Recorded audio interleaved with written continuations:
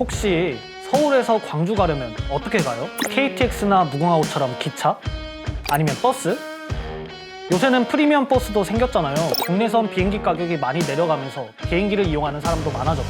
용산역에서 광주 송정역까지 KTX로 1시간 30분, 김포공항에서 광주공항까지 비행기로 55분. 반나절 생활권이란 말이 전혀 무색하지 않을 만큼 교통의 편리함과 속도는 날로 발전하고 있습니다. 광주랑 서울뿐일까요? 최근 개통한 경북 영주와 안동을 거쳐 서울을 잇는 중앙선 KTX 이음을 시작으로 서울에서 강릉까지도 2시간 내로 갈 수 있죠. 최근 인천과 안산을 잇는 KTX 노선이 개통된다고 해서 크게 화제가 되기도 했고요. 그런데 서울과 다른 대도시를 제외한 지방과 지방을 잇는 기차 노선이 생긴다는 소식 들어본 적 있어요?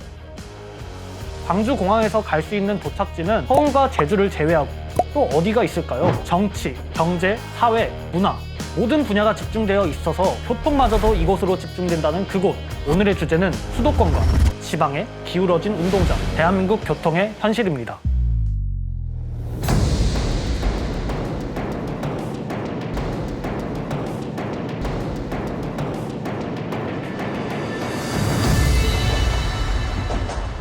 이번 역도 서울입니다.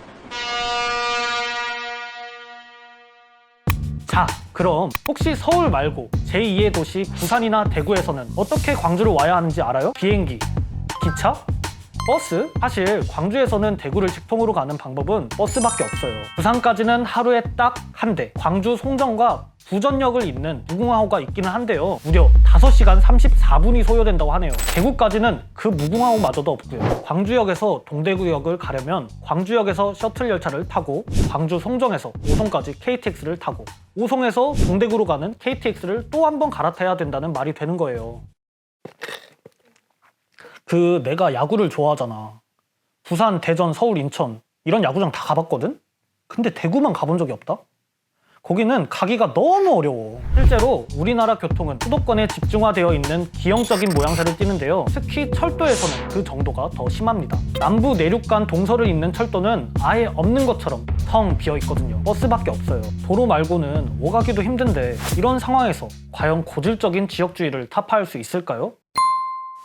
예로부터 광주와 대구는 옛 지명인 빛고울과 달구벌의 의미로 달빛 동맹을 맺었는데요. 그 목적을 이어받고 산업구조의 연계를 통한 국가균형 발전을 위해 191km의 달빛 내륙철도가 건설될 예정입니다. 이 계획이 시행되면 최고 시속 250km로 달릴 경우 광주에서 대구까지 1시간이면 도착할 수 있다는 거죠. 달빛 내륙철도는 문재인 대통령의 대선 공약이자 100대 국정운영 과제에도 포함된 영호남 상생 발전의 상징으로 영호남 10개 지자체를 경유하면서 970만 명의 시도민이 직간접적인 영향권에 포함되는데요. 사회, 경제, 문화적으로 단절된 동서를 연결하는 남부지역 광역경제권의 동맥이 될 중요한 노선이에요. 또 생산 유발 효과 7조 2천억 원, 고용 유발 효과 3만 8천 명, 부가가치 유발 효과 2조 2천억 원 등 광주, 대구, 울산, 부산까지 연결된 지역 산업 간 연계 시너지와 경제적 잠재력이 큰 노선이라고 평가받고 있습니다. 그런데 이 계획 자체가 무산될 수 있다는 사실 알고 있어요? 지난 4월 발표된 제4차 국가철도망 구축 계획 수립 연구에는 광주, 대구 달빛 내륙철도가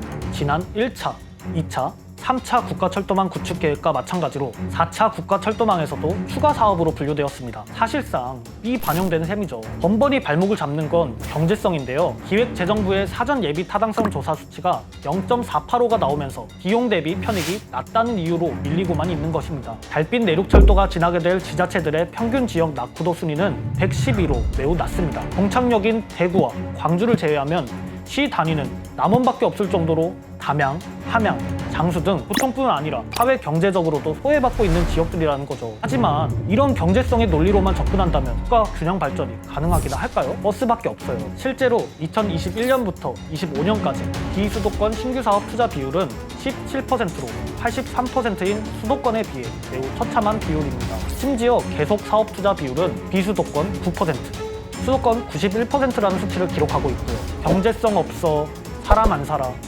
수도권이 더 급해. 이런 변명으로 계속해서 비수도권 투자를 안 하니까 비수도권은 계속해서 낙후될 수밖에 없다는 거죠.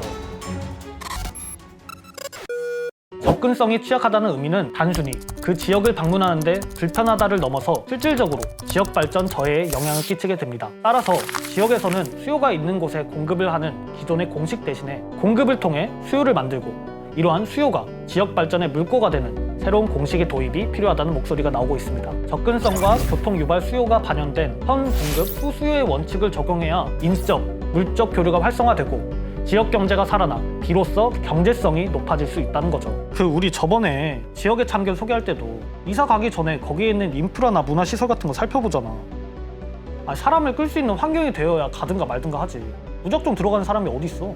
국민 모두가 어디에서나 다 같이 잘 사는 나라를 위해 국가 균형 발전의 측면에서의 교통 소외 지역 해소는 너무나도 절박한 과제입니다. 단절된 동서 지역 간의 화합과 균형 발전을 위한 달빛 내륙철도, 이번엔 지역민들의 열망을 담아낼 수 있을까요? 말로만 균형 발전, 수도권 비대화, 지방 소멸만 외치면서 나라 또는 모조리 수도권에 쏠리는 이 아이러니한 현실, 버스밖에 없어요. 그 속에서 차별받고 점차 사라져가는 우리 지방인들, 어떻게 해야 할까요? 시간이 갈수록 서울은 계속해서 가까워지는데 지방은 그렇지 않은 상황에서 동서를 횡단하는 달빛 내륙철도가 국가 균형 발전의 오작교가 될 수 있지는 않을까요? 다음 영상에서 만나요.